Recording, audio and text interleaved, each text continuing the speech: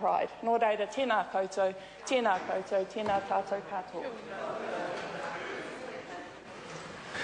I call the Honourable Member Katrina Shanks. Tēnā koe, Katrina. Tēnā koe. Mr Speaker, it's my pleasure to take a call on this Treaty Settlement Bill today. I'd like to welcome everybody here who is in the gallery for the settlement. It is great to see the young here because these settlements are about the future. It's great to see the elders which are here today because they have worked so hard, so persistently, with such good faith to get this treaty settlement here today. And I was going to say it's great to welcome the rowdy because you have been one of our more noisy, spirited iwi in the gallery, especially with the roll call. And it was good to hear your clear voices out there, so proud and strong, coming from the gallery today.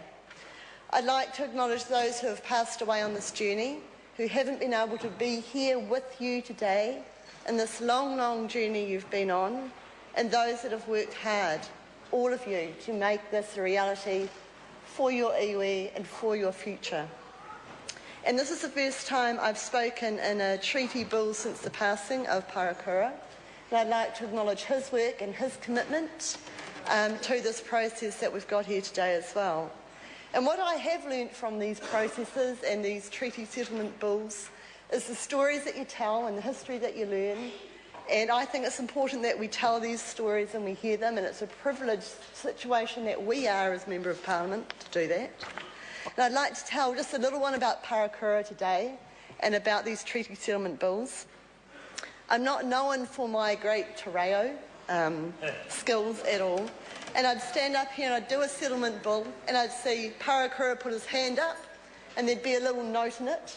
And a messenger would come over, pick the note out of his hand. I'd be watching this as I'm speaking, and the messenger would walk round, put it on my desk, and Parakura in the note would write, "You've got your pronunciation all wrong, this is how you say it."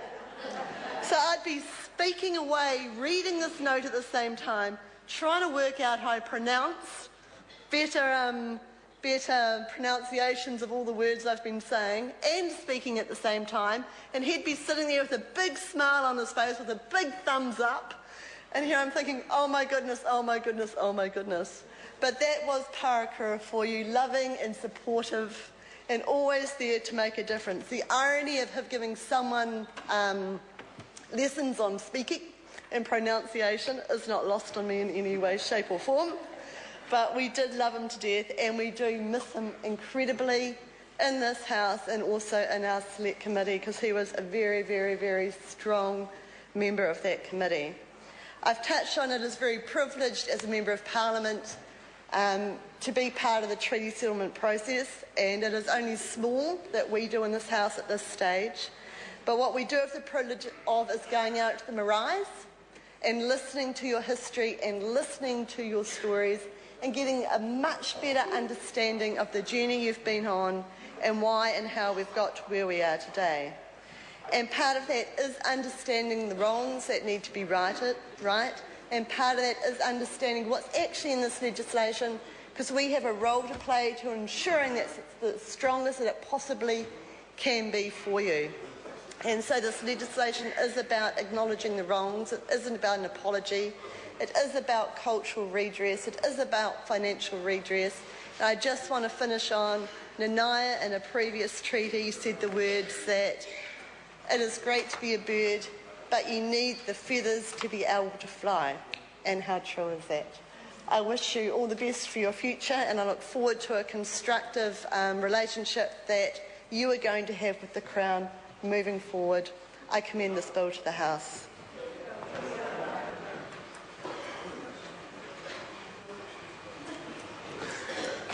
I understand this is a split call. I call